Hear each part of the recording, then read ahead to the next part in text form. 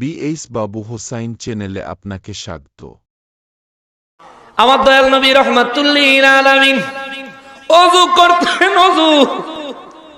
ওযু মোবারকের পানি মোবারক যখন গড়াইয়া পড়তো, সাহাবায়ে কেরাম প্রতিযোগিতা লাগতো ওই পানি নিয়ে চেহারা গায়ে মাখার জন্য। মক্কা মুআজ্জামা থেকে মানুষ আমার দয়াল নবী রহমাতুল্লিল আলামিন হিজরতের পরে নবীজি মক্কা মুআজ্জামার উদ্দেশ্যে হজ আদায় করতে আসলেন। রাস্তায় আয়েশা ঘাটি গাড়লেন। ওসমান রাদিয়াল্লাহু তাআলা আনহুরে পাঠাইল, ওসমান রে, মক্কা মুআজ্জামার গরিব মিসকিন থেকে সব শ্রেণীর মানুষ তোমারে ভালোবাসে। কেননা ওসমান রাদিয়াল্লাহু তাআলা আনহু অনেক ধনী ছিলেন, সবাইরে সাহায্য করত। সুবহানাল্লাহ কোন। আহারে, নবীর জন্য সাহাবায়ে কেরামের ভালোবাসা। একদিন আমার দয়াল নবীজির দরবারে একটা ফকির আসলো, গরিব। নবী গো,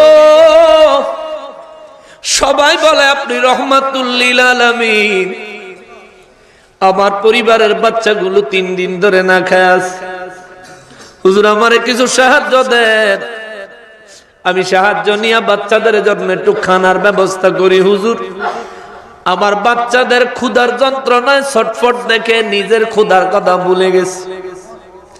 আমার নবী বলেন, রহমাতুল্লিল আলামিনের দরবার থেকে কাউকে খালি ফিরাইয়া দেওয়ার নিয়ম নাই। আসছো, আমি তোমারে কি দিব? আমার ঘরের চুলায় 7 দিন হলো আগুন।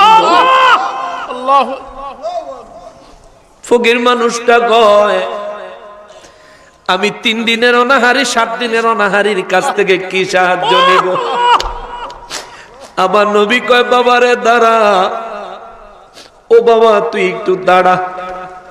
ফকির মানুষটা বলেন, হুজুর আমি কি করব?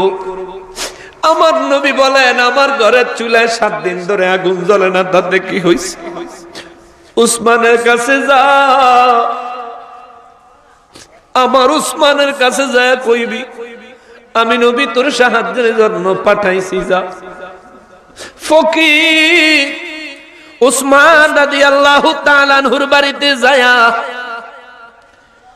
তিনি যখন তার কাছে সাহায্য চাইবো, যায়া দেখে উসমান রাদিয়াল্লাহু ওনার একটা কাজের মানুষ খানা খাইতেছিল, অল্প কয়েকটা খানা প্লেটের বাইরে পড়ে গেছে। উসমান রাদিয়াল্লাহু দাঁড়ায় দাঁড়ায় তারে ধমকাইতাছে, বেড়া খাইতাছ ঠিক মতো খাও, পড়ছে কেন, উঠাইয়া খাও। ফকির বেটা কয়, প্লেট থেকে খানা যেটুকু পইরা গেছে এইটুকু লাগা, সেই বেটা এত বকাবকি করে। এ বেটা আমারে কি সাহায্য করবে? বেটা তো কিপটা, কৃপণ। ফকির বেটা সাহায্য চায় না, চলে গেছে। নবীজির দরবারে গেলে নবী বলেন, কিরে আমার ওসমান কি তোমার সাহায্য করে নাই? বলে, হুজুর কার কাছে পাঠাইলেন? তার কাজের মানুষ খানা খাচ্ছিল, প্লেট থেকে খানা পড়ছে, ওইটা তুল্লা খাওয়ানোর লেগা তারা বকতাছে, এ আবার আমারে কি সাহায্য করবে? ইনি তো বিশ্ব কৃপণ। আমার নবী বলেন, তিনি কি করলেন তুমি তা দেখতে গেছো কেন? তুমি গিয়া তারে আমার সালাম দিবা, আমার কথা বলবা, আমি তোমারে পাঠাইছি সে যেন তোমারে সাহায্য করে। এই লোকটা গেছে, যায় এবার দেখে কাজের মহিলারা তারা প্লেট বাটি ধুইতেছে। ধোয়ার সময় সাবান হিসেবে যেটা ব্যবহার করে এটা বেশি খরচ করতেছে। উসমান রাদিয়াল্লাহু তাদেরকেও ধমক দিতেছেন, অপচয় করো কেন, সুবহানাল্লাহ, বেশি খরচ করো কেন, যতটুকু লাগবে ততটুকু খরচ করো। ফকির বেটা দেখা কয়, আগের দাদা ভালোই ছিল, এখনকার অবস্থা তো আরো খারাপ। তার কাছে কি সাহায্য চাইমু? হ্যাঁ তো আমার তে বড় কাঙ্গাল। ফ্লেট বাড়ি ধুইব, হেটার বেলা সাবান বেশি খরচ হয়, ধুত্তরি কমই না। আবার ফেরত চলে গেলেন। আমার নবী রহমাতুল্লিল আলামিন কয়, কিরে বাবা দেয় নাই? কয়, হুজুর এই ঘটনা। আমার নবী কয়, আপনি এবার যাবেন যায়া আপনি আমার কথা বলবেন, অন্য কোনো দিকে তাকাবেন না। ফকির মানুষটা যায়া আমার নূর নবী রহমাতুল্লিল আলামিনের সালাম উসমান রাদিয়াল্লাহু তাআলা আনহুর কাছে পৌঁছায়া কয়, এ উসমান, রহমাতুল্লিল আলামিনের দরবারে গেছিলাম সাহায্য চাইতে। 3 দিন হলো আমার পরিবারের বাচ্চাগুলো না খেয়ে আছে, অনাহারে আছে, চুলায় আগুন জ্বলে না। রহমাতুল্লিল আলামিন পাঠাইছেন তোমার কাছে সাহায্যের জন্য। আমি প্রথমে আইছি, সাহায্য না চেয়ে চলে গেছি, পরে আবার আইছি, সাহায্য না চেয়ে চলে গেছি, তৃতীয়বার আসলাম, যদি সাহায্য দাও নিব, না হলে চলে যাব। উসমান রাদিয়াল্লাহু তাআলা আনহু বলেন, আপনাকে কে পাঠাইছে? বলে রহমাতুল্লিল আলামিন পাঠাইছে। সুবহানাল্লাহ, সুবহানাল্লাহ। উসমান রাদিয়াল্লাহু আবার জিজ্ঞেস করেন, আপনাকে কে পাঠাইলেন? বলে রহমাতুল্লিল আলামিন পাঠাইলেন। উসমান রাদিয়াল্লাহু তাআলা আনহু চোখের পানি ছাইড়া দিয়া কয়, আবার একটু বলেন আপনারে কে পাঠাইছে? রহমাতুল্লিল আলামিন পাঠাইছে। উসমান রাদিয়াল্লাহু বলেন, আবার একটু বলেন আপনারে কে পাঠাইছে? ফকির বেটায় রাগে কয়, না দিলে না দিবেন, এক কথায় তো আবার জিজ্ঞেস করেন কেন?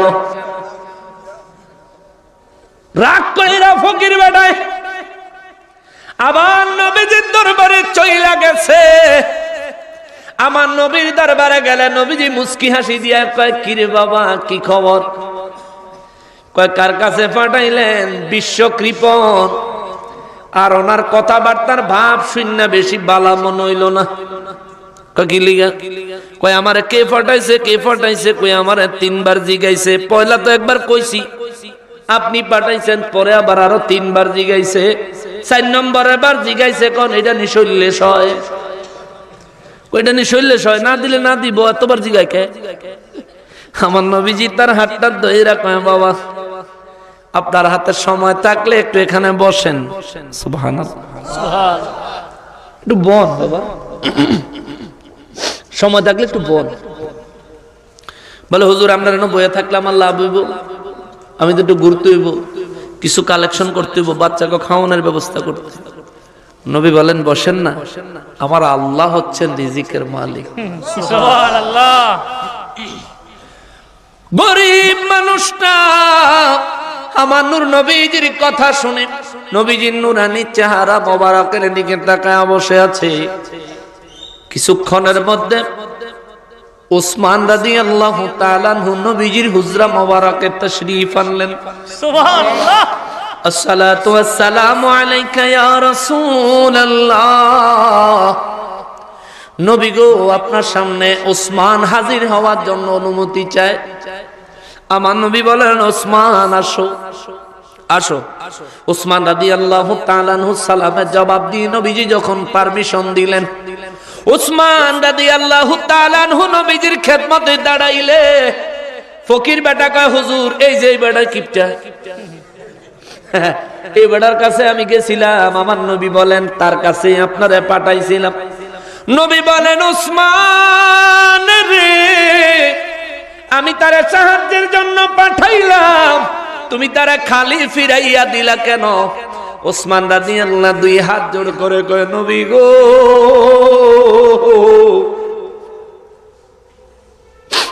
হুজুর, বেয়াদবি নিয়েন না গো নবী, আমি তারে ফিরাইয়া দেই না, একবারও বলি নাই বাবা আপনি চলে যান, আমি দিব না। তিনি যখন আমার সামনে দাঁড়ায়া বারবার বলতেছিলেন, আপনি নবীজি তারে পাঠাইছেন, আমি জিজ্ঞেস করলাম কে পাঠাইলো? বললেন রহমাতুল্লিল আলামিন পাঠাইছে। হুজুর, আমি মনে মনে নিয়ত করছি গো, এই মানুষটা যতবার তার জবান দিয়া আপনি নবীর কথা বলবে,